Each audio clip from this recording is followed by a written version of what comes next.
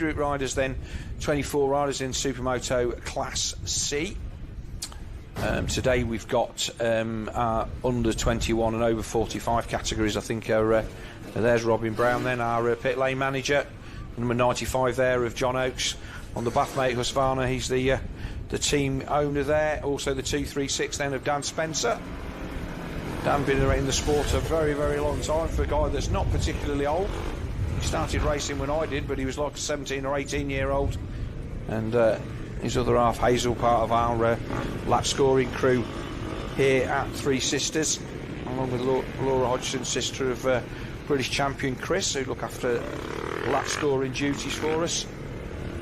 So pole position then for this C Group race will be the number 38 of Dean Wadgy Smith, who's the surveyor from down south on the Humber Garage Racing Honda. He took victory in one of our C-Class races yesterday. Second place on the grid will be the number 95 of John Oakes. Third place, the 236 of Dan Spencer. And the 67 300cc KTM of Stephen Gallimore. Looking at this grid, these were all guys I was racing yesterday. So we were sort of mid to the back of the bees yesterday. So it does show that this Sunday's class of racing is always that little bit quicker. Yeah, definitely. Obviously today the full British Championship schedule. Yesterday is what we call our National Championship. It's rather than have a day of practice and stuff, we get to the track, we do a couple of sessions and we race, because that's what we come to do. And we have a separate championship for Saturday. And some guys just come and enjoy the laid-back Saturday atmosphere and enjoy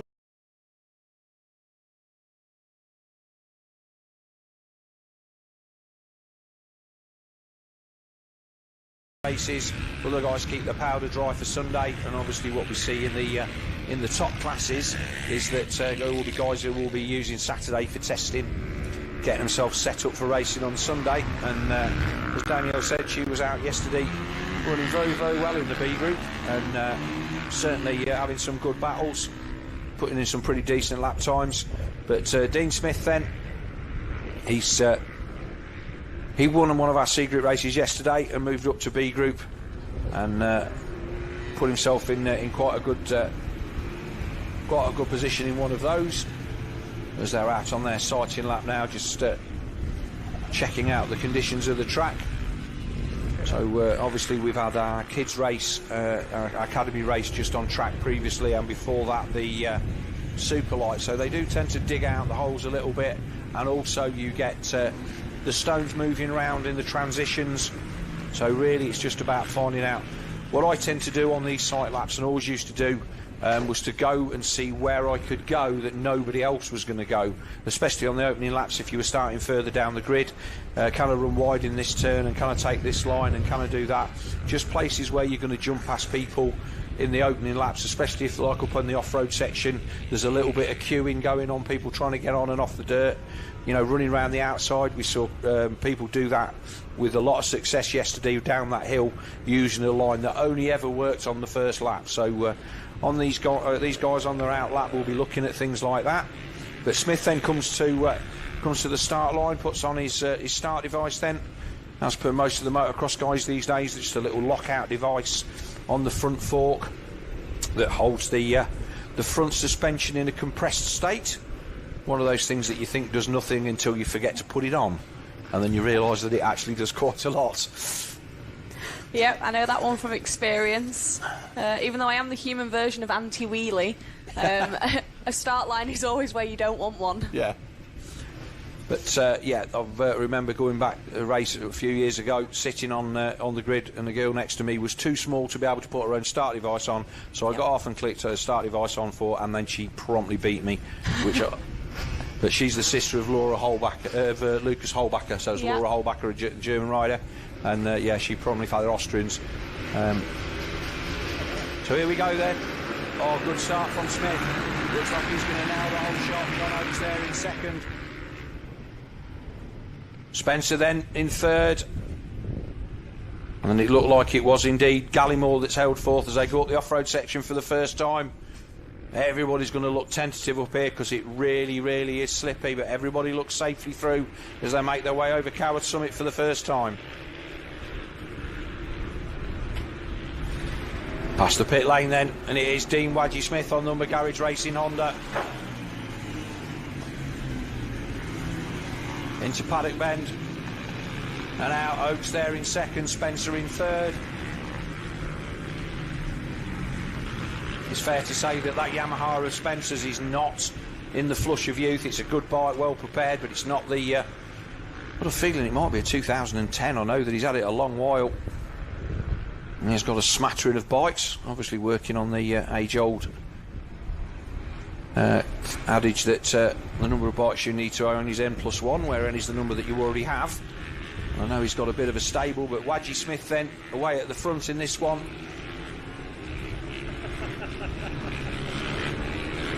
Oak still there in second. Keeping an eye on Dan sat there in third. It looks like he's getting a little bit of pressure from Stephen Gallimore there on that two-stroke. So I believe that two-stroke that Gallimore on was built by a good friend of mine, Chris Cooper, who looks after all of my welding needs, amongst other things. It was actually my old 350. So that's what it started life as. So it was. So I am correct in that. Yep. So not only is this bike of Cooper's out in this race, the one that David Blank's raced yesterday was also one of Cooper's bikes from a couple of years ago. So yeah, I'll tell him that at work tomorrow if he's back in from his mountain biking accident. But that bike of Gallimore's then 302 stroke. I've been racing those myself for quite a while, but obviously usually on the TMs, and they are a lovely nimble bit of kit. They only really lose out down the straight here at Three Sisters, and Gallimore then acquitted himself pretty well yesterday. But then race leader Smith looks like he's made a bit of a mistake, and Spencer's up to second. Looks like John Oakes has got a problem. Oakes looks like he's got a puncture. Just pointed down at the rear of the bike there. Or whether he just had something with his hand. I don't know whether you saw that there, Danielle, but he just looked like he signalled as he came off the off-road. Yeah, after riding with Jono at the warm-up round, he had some issues with his brakes as well, and he was getting cramping in his hands, so there's a couple of things it could be, but we'll see if he carries on. Oh, well, a few laps down, I wouldn't expect it to be anything physical. But there's Gallimore then. So Spencer in second, so as it stands at the moment then, young Dan, who's not young anymore, he's into his 30s, bless him, but again, been around the sport a long while, a good competitor, decent rider. He's starting to close down on the number 38 of Dean Smith, down to 2 seconds. Now let's remember, he doesn't need to go mad, all he needs to do is not finish third. And Gallimore then, he went up into the C group with Smith in the first race yesterday, and we'll be looking at doing a repeat, but Dan having a good run.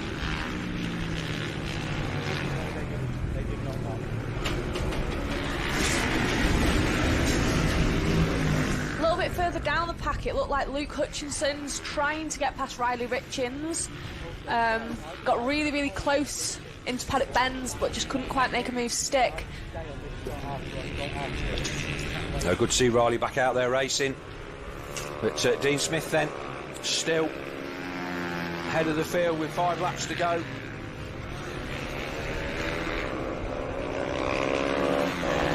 .4 the gap. Gallimore not able to close up really.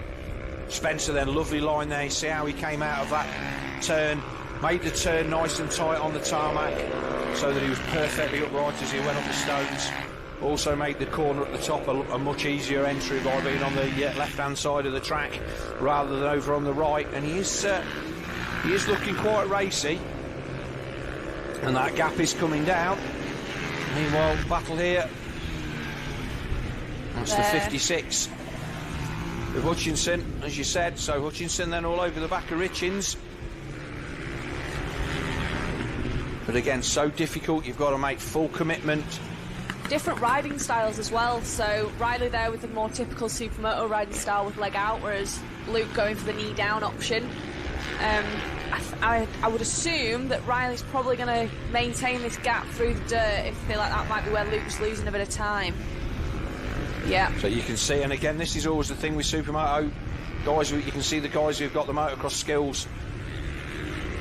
The only thing you really have to do is not fall off in the dirt, but you can see straight away that gap has gone from being 5 or 6 bike lengths as they came off the dirt to literally nothing as they find their way onto the start-finish straight with 4 to go. Smith and Spencer then 4 seconds clear. Gallimore then a clear third. This is the battle for 4th.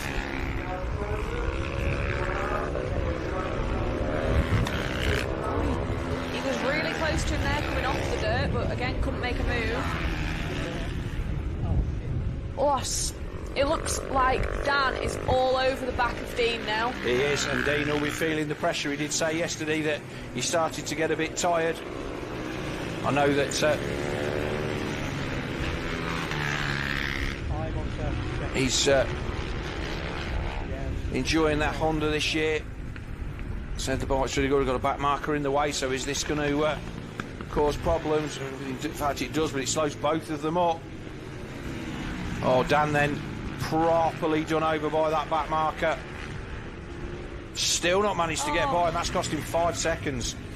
But again, this is why Dan is an old wise racer, because other people would have tried to make a pass there where it wasn't on, run into the deep stones, took the front and ended up not making the cut. So I think he's more interested in making the B final than he is in taking race victory in this C final. But they're all sitting that back marker up as well. It always looks a lot worse from the side than it does from behind the handlebars. But Smith then been well and truly let off the hook, but you'd say that he made that opportunity by just being aggressive himself, making sure that he'd got some room to get by that back marker at the as they came into the off-road section. But he's now pretty much got the length of the front straight. There's just a couple of laps to go, and I think even if Dan Spencer properly gets his finger out for the next 2 laps, I just think he's going to run out of time. Gallimore then 6 seconds adrift. And Smith then, again, this off-road section, this urban cross, if you're not going to get perfectly onto that downslope, you've got to commit to landing fully on the top. Otherwise, it bounces you down the other side. You run wide at the very, very least. And if you get it properly wrong, you end up tucking the front on the brakes as you go into that left-hander and ended up on your ear. Don't ask me how I know that, but trust me, I've had it happen more than once. And like I say, that jump designed to be used the other way initially, but again, it adds an interesting twist to the track, I think. And Spencer then. Dan looks to be about a second a lap quicker than Dean at the minute. On last laps, Dean did a 1:22.2, whereas Dan did a 1:20.8. So he might be able to close that gap, but closing the gap and actually making a move are two very different things. Coming down from Cower Summit then, as I said before, one of the nicest bits of track that there is. Get the impression of speed right over on the side of the tyre as well. Looks like Jono did retire. You can see him sat up on the mountain section out the way. So that looks like so that was a bit of tough luck for him. So he'll be starting from the back of the grid in the next one with that on that Bathmate Honda. A race leader then already off the dirt, and this is where Dan got a little bit done over by that back marker. But in fairness to the back marker, he held his ground. He just did what you want the back markers to do, which is just stay where you are. There's nothing.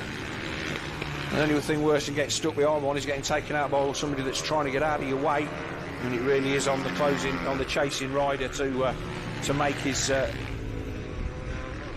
way past. And obviously Wadgie Smith then managed to nip by just on the entry to that dirt section, and it is very, very, even though the track looks wide, there is only one very narrow racing line through that little bit of track. So he goes down just behind the bank, down through the Joey Dunlop corner there, and then along the pit straight into Paddock Bend for the final time. So part of the Humber Garage Racing team. Oh, Luke again trying to get up the inside of Riley into Paddock Bend. Oh. Teammate of Jay Smith, and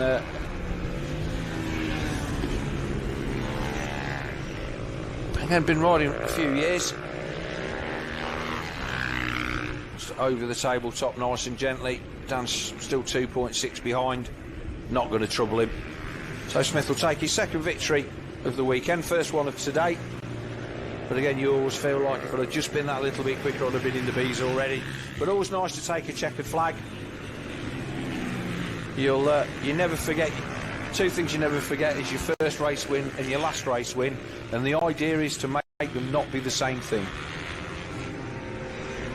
So victory then for Dean Wadgy Smith from Dan Spencer. Stephen Gallimore then takes third. Spencer and Smith will move up to our B group for the next one. Richings does indeed hold on to fourth place from Luke Hutchinson, having fought hard for that for the whole race. Then it's the 111 of Duncan Wright. The 791 of Automotive Solutions does give Pete Rogers. And we wait for 8th place to come across the line, which should be the 351 of Rick Owen, which it is.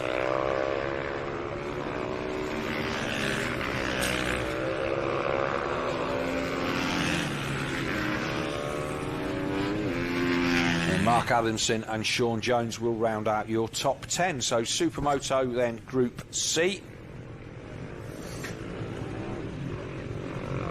That's all done. Our B group riders are filling up the holding area now. It's like they're nearly all there.